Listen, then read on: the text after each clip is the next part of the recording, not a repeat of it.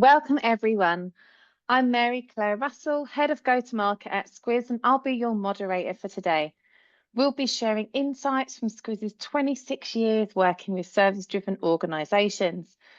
This is just the first in our Just Add AI webinar series, which shares practical, no-fluff guidance on building smarter digital experiences. This first session, Understanding AI's Impact on Digital Experiences, offers a clear framework to help you avoid the common pitfalls and cut through the noise. It's built for digital leaders like yourself who want real-world insights, not just buzzwords. So, joining me today is our expert AI presenter, Asaf Mehr, Senior Product Manager for AI at Squiz. Asaf and his team have focused on utilising AI for Squiz DXP and the experience for our clients. With his 25 years of experience and multiple AI-backed product launches, Asaf specialises in scaling businesses through customer-focused product delivery and building high-performing teams that create solutions customers love. Just a little bit of housekeeping before we begin. This webinar is being recorded and you will receive a copy via email within the next day. Please submit any questions at any time in the Q&A window located at the bottom of your screen. Asaf will be answering questions at the end of this session. So, just a bit about Squiz. For those of you who are not currently working with us, Squiz is an AI-powered digital experience platform provider, or DXP for short. We've got offices across Europe, US, Australia, and New Zealand. Squiz's DXP makes it easier for marketers and developers to build, manage, and optimize intelligent enterprise websites, portals, and app experiences. Squiz offers multiple AI-bolstered capabilities built into the platform, supporting customers with content management capabilities, search, personalization, optimization, page building, and forms built using drag and drop functionality, all delivered via a composable architecture. The platform allows seamless integration with existing MarTech Squiz systems. Since 1998, Squiz has been embraced by a growing number of public and private sector-driven, service-driven organisations. Our diverse customer list now covers industry, including government, higher education, and professional services, which I can see a lot of you are from here today. Now to why you are here today. Today, Asaf will take us through AI's impact on digital experiences, the 5 common implementation mistakes, the 6 implementation framework, all finished with a Q&A session at the end. Thanks for joining us, Asaf. Thanks, MC. Lovely to be here. So hi, everybody. I know it's probably on your mind. You've been reading and seeing a lot of AI buzz in the news over the past couple of years. It's sometimes a bit hard to avoid it for those of us who want to. So how does AI change customer expectations? We see it actually operating in several ways. So the first thing is people now expect instant answers. They want to have when they go to Google and they search for something, they get that AI overview at the top, and they kind of get used to it. They kind of want to not search and look at links. They just want the answer to the question they want, and they want it right now. We also see more conversational interface, whereas search used to be based on keywords. People are now used to putting in plain English, getting plain English responses, having a more of an ongoing conversation. Part of what an ongoing conversation means is personalization. So when people go to a particular website, they are used now to the website, so the brand behind it, remembering them, remember their interests, what they've subscribed to, etc., and having this ongoing back and forth interface, which is a bit of a bigger conversation in play. They kind of use the experience being tailored to them, giving them the right answer based on what they expect. All these expectations have a bit of an impact on what we're seeing across the market. So we've seen HubSpot report that 90% of customers from the service expected when they're reaching with a customer service query. And we've seen that Intercom, the provider of customer service as well, 61% prefer reply directly from AI rather to talk to a human customer service. I would say that Intercom is very heavily into AI, so take this with a grain of salt. The key distinction is, yes, People don't want to just wait for a human agent when they have a simple question, but on the other hand, they get frustrated with AI if the AI just goes in loop and they just want to speak to the person who can solve it.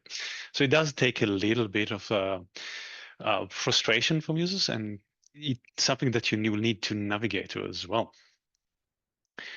We've seen that 90 million people now in the US are using services like ChatGPT, etc., instead of search. This is a huge impact on the industry for SEM, SEO, and in general, how people expect to interact, how they expect to have the answer.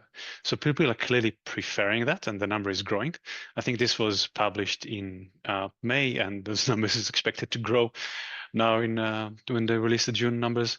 But there is a definite trend of people wanting to have that conversational interfaces, i.e., putting stuff in a natural language, in plain English, and getting a natural language response, having that whether it's a chatbot or a search interface or something else where they can just clearly communicate and get in across their need, rather than put keywords, get a list of blue links, and try to sift out through the information.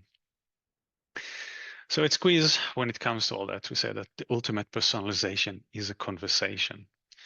So when you go into a website and you put in something, a website remembers you, whether it's a government website that remember that you've asked about, a boat registration last year and you need to remind it today, or whether it's a university that knows that you're a student in the science faculty or rather in the arts faculty, being able to carry this conversation.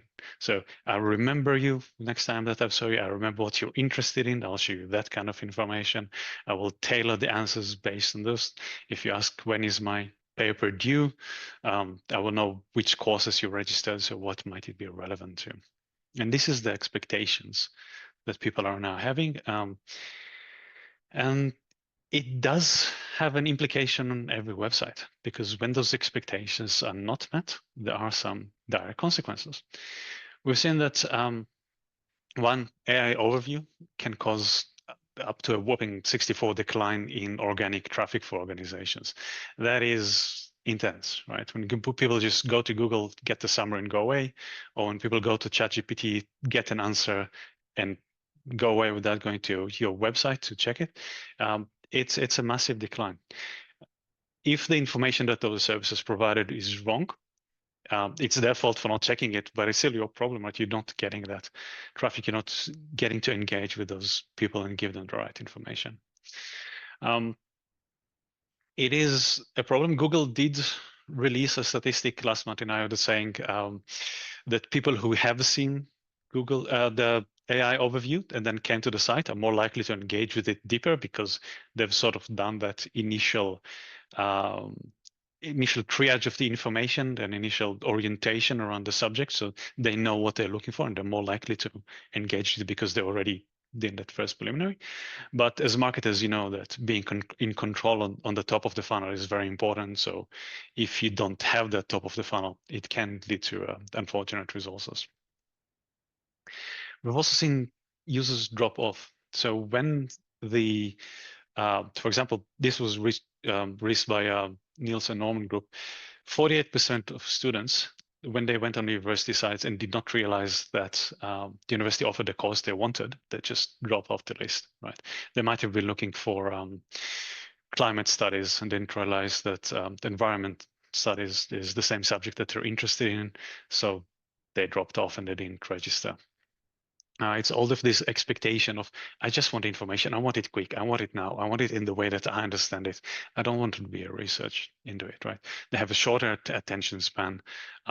There's a general decline in the willingness and capacity to do critical thinking and walk through all the information, right? So universities that publish things based on how the academics and the faculties are sorting the information versus a student who's just looking for the information, or a government agency that have all their various areas rather than what the public is expecting with the answer. At the other cross, we see a backlash against AI experiences. So certain things, especially AI-generated graphics and music, tend to get a lot of backlash from a community. This goes across audiences, age groups, and political leaning. So it's kind of hard to say, oh, it's just Gen Z or it's just that. We do see people when they see that and a brand puts something that's clearly AI generated, it's not going to interact with it. So it is something that needs to be really, really navigated closely. With that in mind, I'd actually like to ask you a question. How's it going for you? Have you tried implementing AI on your website? How's it going? Just to give you a bit of a, my take on it. We've seen people go through and try different things. We've been executives riding the time, telling people you need to get on the AI bandwagon, and then ride off into the sunset, leaving people just wondering what to do with it. We've seen people who started it and are quite happy with it and progressing, as well as people who started it and say, "Oh, that did not work. Now we need to go back to square one and try again." So I'm really curious about how's it going, how's everybody doing, and what is your view about trialing AI? All right. I hope that we had enough questions, had enough answers. We'll analyze them later and send out the results. Oh, I see the results popping up.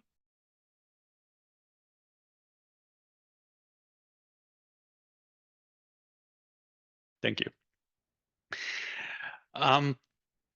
So in that respect, when people do start with AI, all right, for those who haven't started, or for those who have started but are still trying to navigate it, there are 5 common mistakes that we see people go through, the unfortunate pitfalls, and those are grouped into 2 distinct groups.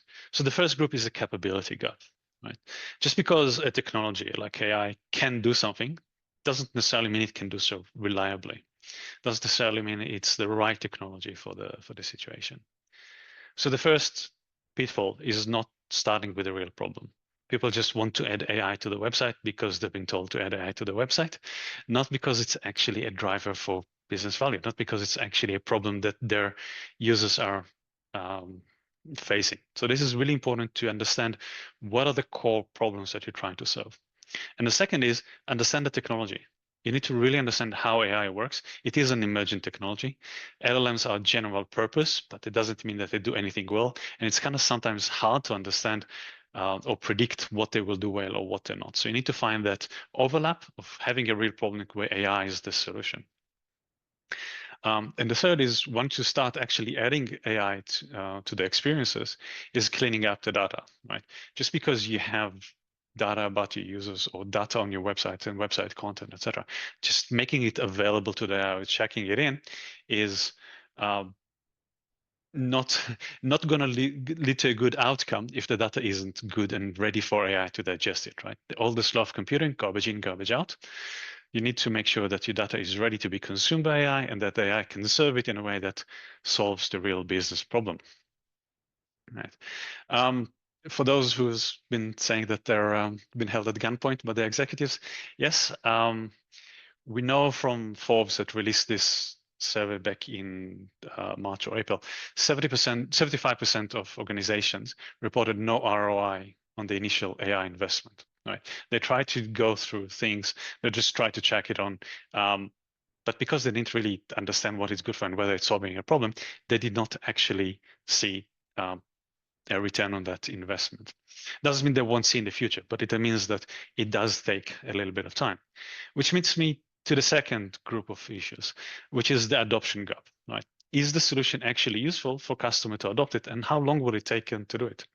So a lot of time rushing through implementation is a big cause, a big pitfall. When you select a thing and just chuck the AI on top, or just give it any source of data without actually cleaning up the data, when you try to force it down on users, when you try to, for example, remove the contact us numbers and just you have to interact with the chatbot, and if the chatbot thinks you deserve a human, it'll refer you. Those are 2 main pitfalls. People will not, either the technology is not ready, or people will not appreciate having a technology that's already foisted upon them. So I always recommend that you take a pull, don't push approach. You invite the early users and you let them help you nail down the implementation and walk through it and iron out all the bugs. And once that's ready, you sort of scale it and grow it out. Now, as we were saying, the webinar series is called Just at AI, but it's never just, right?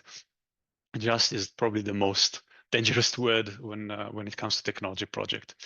There is a hype, everything that's coming out of Silicon Valley, that AI can replace people, versus the reality that AI can't. It falls over. There was a recent statistic done by Salesforce that about 58 in singleton tasks, when you ask something that it can do one task for you, 58% of the time it'll succeed, but 42 it'll fail. And when it goes to do multi-step, it drops to like 35 success rate. So there's a big gap between the hype and the reality. AI is a book expert, right? It has all the knowledge. You gave it all the knowledge and it has read all the information, but it has a zero world experience, right? It doesn't understand this information. It cannot connect the dots. So just having knowledge, just having the information doesn't mean it can actually have knowledge about understanding and how to apply it. And we see very interesting emergent properties when you ask a model to do and analyze something and it can do it. It's really, really exciting to see the first time do it. But then when you say, okay, can you do it 10 times in a row? And you say, well, it failed on 3 out of 7, and we're not ready to release something that works 70% of the time, or 90% of the time, or even 99, depending on your use case, right? What is the use case, whether it is important enough? So the way that we always suggest people is to think of an AI as like an intern, right? Like a high school student or fresh off the boat. They don't have the world experience, even if they had the knowledge. They don't always work reliably. And it's not an expert, right? That's the reality of it. How can you make use of this intern to integrate them into your workflow so you can actually solve real problems and see an ROI, see a return on investment in that? So to do that, we'll present you with a 6-step framework.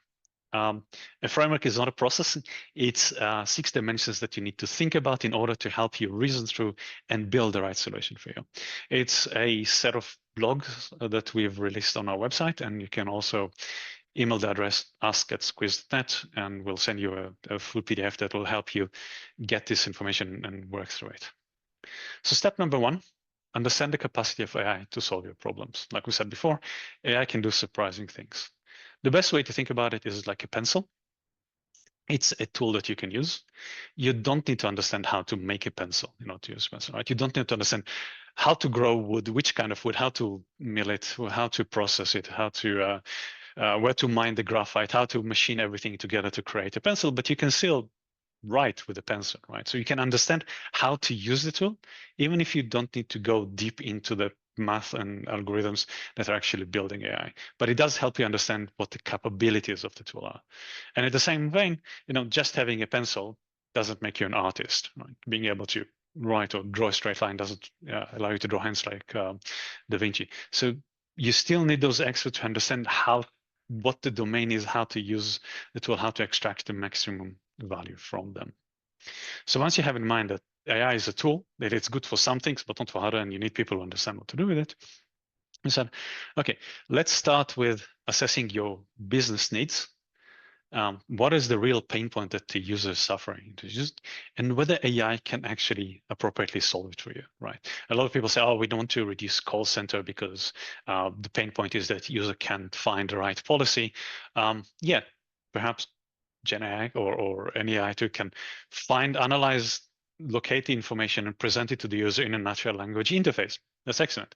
If it was saying, oh, well, we don't want to reduce call center volumes because we want the agent to perform complex bookings across multiple airlines or whatever, perhaps it's not the right technology.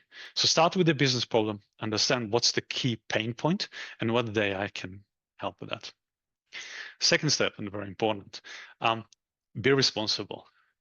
AI is an emergent technology, and there are a lot of problems in and around it.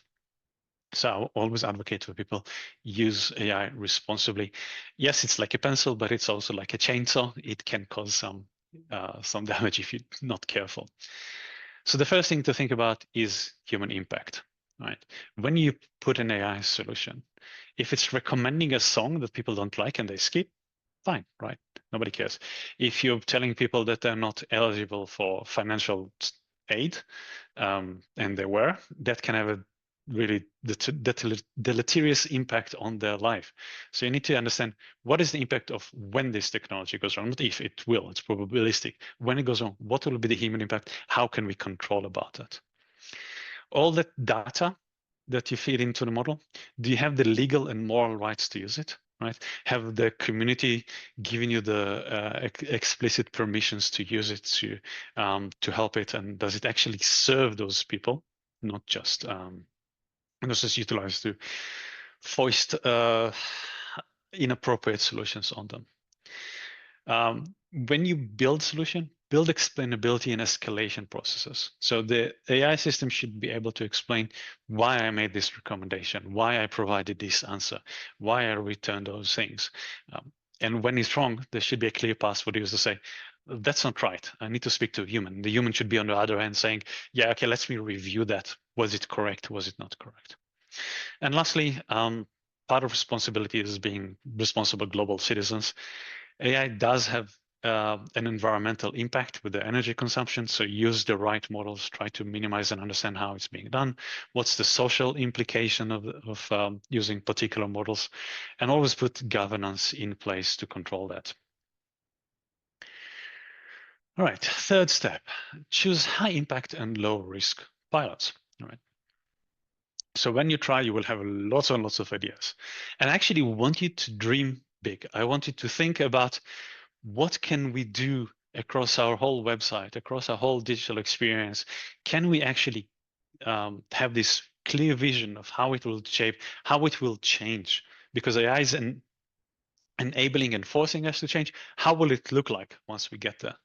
But on the other hand, start small. Start with one particular thing, one small asset, one small use case that you can test AI for. You can build the organizational muscle when you're rolling it out. For example, in higher education, you can talk about admissions FAQ. Like people have questions, oh, do I need this? Do I need that kind of form? Do I need that kind of paper? And it's easily digestible, and then I can provide this information in a more readily accessible interface, that conversational interface, that immediate interface for users. It can help them reach their goal faster. It's a very clear use case that's very self-contained that you can roll out, for example. Step 4, use a team that's actually working on AI that's cross-functional across the organization, right? Help you build out across and reach out to everybody who might be impacted and help pull them into their discussions at the right time. So you need some sort of a lead or a task force that can actually drive this through the organization. It is a type of an organizational transformation. So when you have that core team, that the implementation team that's working at, they can work directly with the executive sponsor of the executive team that drive that, but they can also know when to pull in legal, when to pull security or finance, etc. They can know how to work with the public or regulators, however it is, it needs to be informed and talked about. So this is a simplified example from one project that we work on. We can work with you, and it should be fairly standard for any change management within an organization, understanding what are the broader implications if we put this use case, or if we have this vision, how do we build up toward it, who do we need to be involved, and when do they need to be involved to make sure that the project is a success. All right, step 5, assessing digital assets for AI compatibility. Like I said, garbage in, garbage out. You will have data that you will need to feed into. AI by themselves, LLMs by themselves, the models are general purpose technology that just been trained of all the information in the web, and you want to make sure that it's relevant for you, right? If people come to your university, they want to get information about the courses that you offer in the way that you offer them, not something they picked from university across the world, right? Or if they come to your local council, they don't want to pick up something from a council in England, which happen to have the same name. You want to make sure that the information that you do it correctly. So you basically go throughout the content, go out the sources of the content, and try to analyze it, understand according to all those dimensions how great it is, and then try to improve it. We actually have a big problem, a big program that we run with customers about preparing their content in order to provide it to AI when we implement those kind of solutions. And lastly, don't think it's a once and done thing, right? It's not, oh, we built this feature, we release it, public happy, that's it, we're done. It will take time to refine it. It will take time to iron out the kinks and review it. If you start small, you will want to expand it. So you do need to have a framework in place that allows you to monitor how it's going. You can regularly review it and iterate and build new experiences and expanded experience. You want to have all this governance framework in place so you can control everything. All right, so the key takeaways that I want you to remember from today before we move on to questions. One, you can't just add AI. It is a big process that you need to be prepared for. You need to start with a real business problem, and you make sure that AI is the appropriate technology to use it. Once you sort of identified all those small but promising use cases, select one that's a small one and work out to build it, monitor it, and grow it over time. As we mentioned, we do have all this information available on blog post and as PDF handouts, so feel free to reach out either through the ask@squids.nest or you can find me online, and we'll be more than happy to help with that. So with that, I'd like you to open for questions. MC, did we have any questions come through? We do. The first one that came through, and I did answer it typing, but I would like you to maybe just elaborate a little bit more. Michael Green was asking, what was step 3 again? I mentioned that it was choose high impact and low risk projects. Can you maybe just elaborate a little bit more on some of the key points that you went over in that piece?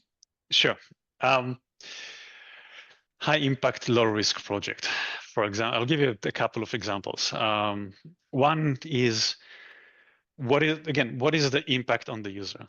So when we're talking about digital experiences, things that happened when somebody is authoring the content and preparing it for publication are a lot smaller risk than something that interacts with the end user. So it's a lot easier for somebody who's looking at the page and saying, oh, this AI generated content or AI helped me adjust the language to fit a particular audience is appropriate before they actually hit publish. Second, when something that does interact with end users, so we have a conversational search program that help provide people those direct answers. We guide the users, okay, understand what's the slice of information, what's the answers that it can provide reliably and safely before you go to the full-blown virtual assistant kind of experience on your website. So we help people, guide them to understand what would be the impact, what would be the implication of the technology, and how can you navigate it, right? Can you offer tax advice for people? Probably not, but you can help them find the policies on the tax advice as the first step. Right, hope that answered the question. Yeah. Yeah, that was fantastic. And I actually think it will probably answer our second question, but I'll let you elaborate a little bit more on that. So we've got an anonymous attendee that said, thanks, this has been really helpful. The $1 million question is, how do we get started? What's the practical first steps to start using AI in website development? You gave us an example there. Is there anything else that you'd add to that? I think, yeah, start with how an intern can help you, right? If you ask an intern, oh, can you give me 5 variations of this text that fit for, Gen Z or elderly people or whatever it is, whatever your target audience, right? And you look at those things and say, okay, yeah, I'll pick this one or tweak it a little bit because the language. That's a really good use case, a really good for an intern. Or you can, have an intern, you can answer those FAQ questions, right? It's not you don't put the intern in charge of the call center, but you help them provide that immediate information. That is sort of how you start. You start thinking, how do I integrate this useful but untrustworthy intern into my workflow? Just delegate tasks to them to help me get my job done faster. Okay, thank you. Kate Liscombe has said, can you talk about GEO for websites? How do we ensure a website is optimized for GEO? Are there some simple things that can be done to your website to start optimizing it? For example, the other day she read, you can register a brand on ChatGPT so it appears in a search. Can you elaborate a bit more on that, Asaf? Thank you. Yeah, definitely. GEO, for everybody who doesn't know, it's the new kid on the block after SEO. It's generative engine optimization. It's how to make sure that your information appears in answers provided by ChatGPT or by Google, etc. I won't speak to specific providers. Google released some things in Google I/O last week, and ChatGPT are doing different things that they're doing. It may or may not be relevant for you with working with particular vendors and their particular ecosystems. However, in the same sense that SEO was the cherry on the cake, right? You couldn't just run an SEO on a bad website with crap content. You have to have really good content on a website that performs and is accessible. Same with GEO. You have to have really good content that answers it. So when you look at a page, does it have a title Contact Us, but you have 19 faculties with the page called Contact Us, and it's all the same. If you have a headline on the page and a paragraph below it, and the title doesn't really describe or doesn't really relate to the content, or the content is full of jargons and acronyms and is very industry heavy, not accessible to normal people, as in it's been approved by the lawyers or the academics, not for actual people. So these are signs that the content might not be in place. So you need to go through your site, do an audit, make sure that it's really clear and accessible, as in accessible to humans, not just technically accessible. And once you have that, AI will find, or AI systems will naturally find it easy to work with this customer, will naturally include it in content, or tend to include it in content when they think it's the relevant thing. There is limited things that you can do to influence how the AI overview by Google or the answers by ChatGPT actually include it, but having really good content will help you. And by the way, it also helps your regular visitors, because if you previously have a jargon-heavy answer, just having a natural language answer will just help your users directly. And for those of you in the webinar, in the current chat, we have actually seeded a blog around GEO. And for those of you watching this on the recording, we'll direct you to the link at the end. Thank you very much, Asaf. So you mentioned picking a use case that's low risk. You have touched upon this already. Can you just share an example of what low risk implementation might look like? Okay. We've had a university here, NZ, that had registration information, right? But their aim is to provide better customer experience to the students. So what they're actually doing and what they're using our conversational search answer is not just to provide the answer to the student.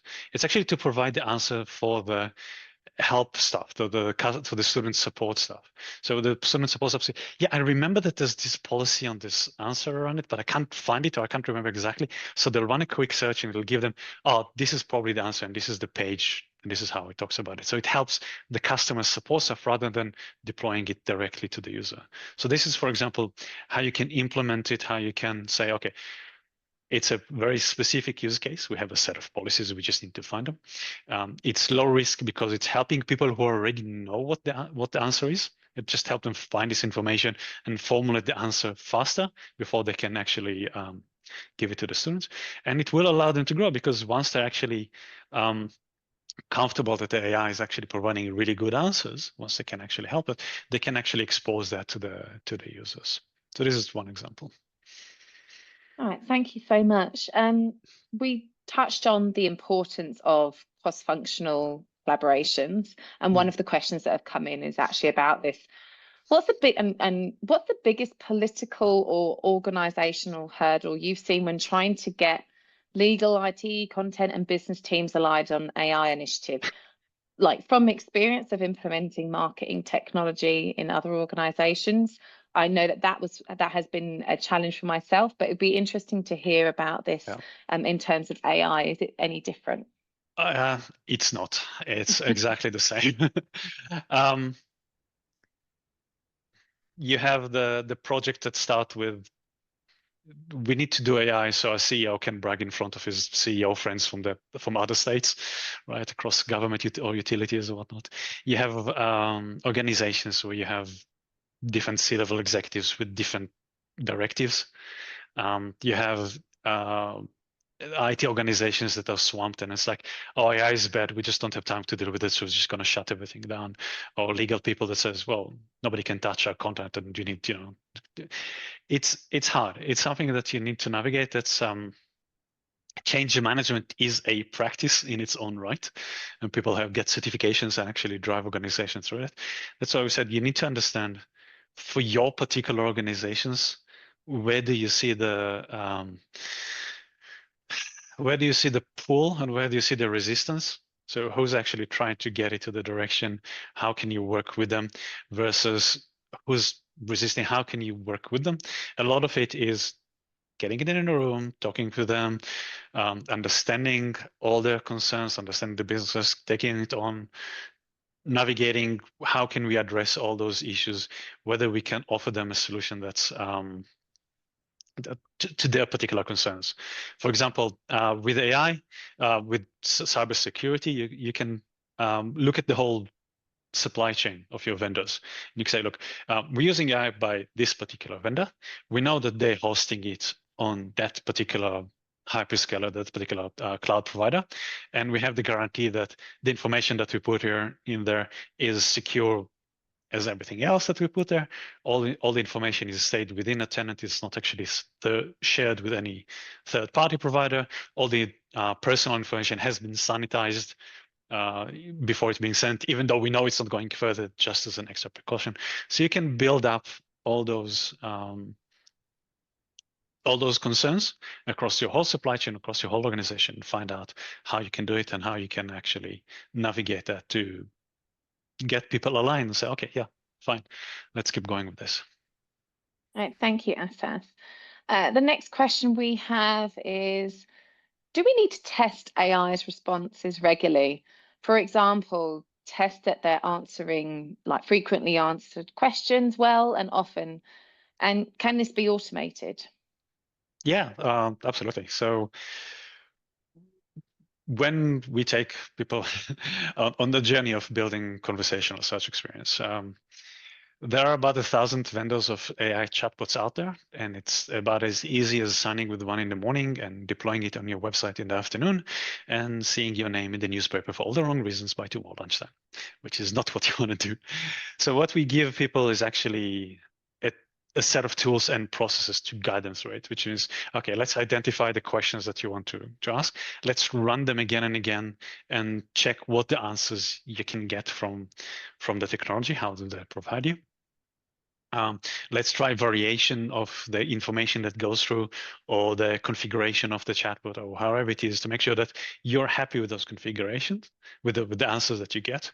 And those tools run in bulk. And so you can test, 20, 50, 100 questions, doesn't matter. But once you're happy with that, you can roll it out and move to the next section, etc. But you can also see what conversation are happening in the background, because we all know that if you expect people to ask 100 questions about your site, the minute you deploy it, somebody will come with the 101st question that you completely did not expect, and you want to be able to see that, and you want to be able to see what did the chatbot actually or the conversational survey or you actually provided for the user. Was it the appropriate answer? Is it something that we need to address? Are there particular areas where in practice we're seeing it's not performing well and we need to adjust it, or what do we need to do about it? So we absolutely give you the tool and the guidance and the process to do it. It's not a 24 hours and it's live, it's a 3 months. Here's the confidence that when you actually put it out in public, it actually serves your brand, not detracting from it. Thank you, Asaf. Thank you everyone for all of your questions. We'll just spend a couple more minutes just putting these last few questions up. Asaf, where can we get analytics data about AI bots and agents from Google Analytics? Not my area of expertise, Google Analytics. Okay. Yeah. That's fine. We'll answer that after the session in the follow-up. Mm-hmm. How can we encourage our users to still exercise critical thinking while using AI services?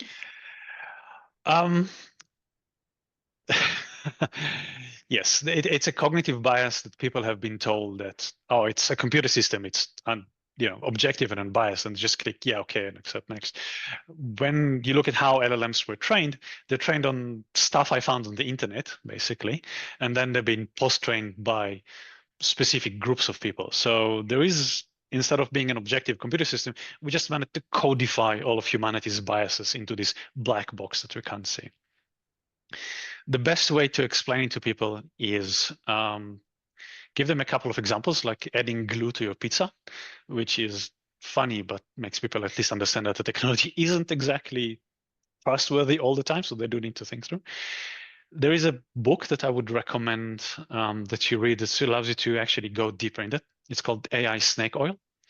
It's about the hype in AI, right? So the technology is pretty good at certain things, but it's not at others, and you need to understand it. And that book does a really good review about what are the implications of this rampant hype of all the biases that we coded, etc.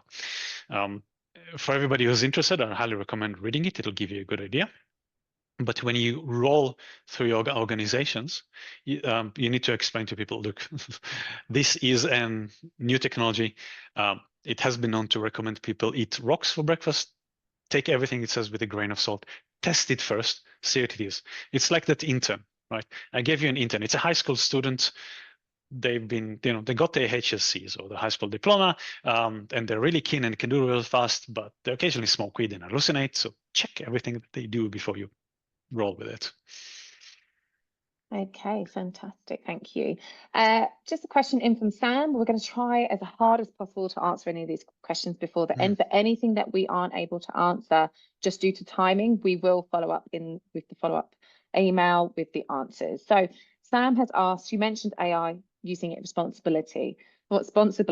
Do people care about being warned when they're seeing AI content or interacting with AI agents? Do people care about, sorry, I missed that. Do people care about being warned when they're seeing AI content or interacting with AI agents? Yeah, I've read and agreed to the terms and conditions is the biggest lie on the internet. Yeah, people don't, and that's why we recommend for anything internal, you need to brief your task and you be able to build it up. For anything external that's interacting with the consumer, putting that warning is one thing, but also using a pull, don't push. So you invite early adopters rather than shove it down the throat, etc. People care when it goes wrong, obviously. So you need to be able to be reasonably confident that it won't go wrong, or will stay on topic. And if the answers does seem wrong, there'll be a safety switch in there that cuts it off from actually rolling out. Yeah, it's hard thing to navigate. So that's why I said be careful about it, kind of plan for it in stages and over time. Okay, thank you. We have a question in from Martin Viz. Apologies if I haven't pronounced that right. Is it likely that Squiz will incorporate more AI tools in the future that will potentially save organizations from build it themselves? What I'm getting at, the balance between being an early adopter versus waiting on Squiz. Martin, we can provide you some information following this webinar, but Asaf, I'll also allow you to answer that question. Yeah, like everything, you have a build, buy, or partner type of options. If you want to build it yourself, you need to recruit the right people with the right skills in this market where AI is the hot flavor of the day. Then you need to build all the organizational support around them to build everything, all the pipelines and all the data around it. Takes a while to build up that capacity in general, not just hiring the people. If you want to buy it off the shelf, you need to make sure that the solution is appropriate, that the vendor is using the right kind of solution, that it's actually fit for you. For your use cases, you need to understand enough about the technology to call bullshit and to direct what you're actually being provided. If you work with a partner, you need to trust the partner to be able to guide you and build the right thing. You need to have this working relationship. So there is a trade-off in all of them, but you always need to understand, I would say, what the capacity of the technology, what you actually want to solve with it, and you need to be articulated and work with however way that you go through in making sure that whatever solution is being built, is being delivered, is actually fit for your purpose. Okay, so we've actually come to time and we don't want to hold up anyone. I can see that there is quite a few other questions in from Adam, Kate, Cynthia. We will respond to those questions and get back to you following this webinar. And I just want to say thank you to absolutely everyone for joining us here today.